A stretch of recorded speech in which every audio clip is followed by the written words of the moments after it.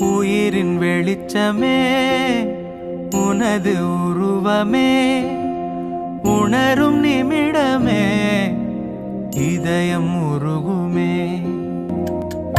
அடியவர் தத்துவங்கள் யாவும் முன்னிலே அறிவியற் புத்தகங்கள் தேடும் முன்னையே எளியவர் உள்ளங்களில் வாழும் நன்மையே எழுதிய சாத்திரங்கள் போற்றும் அம்மையே.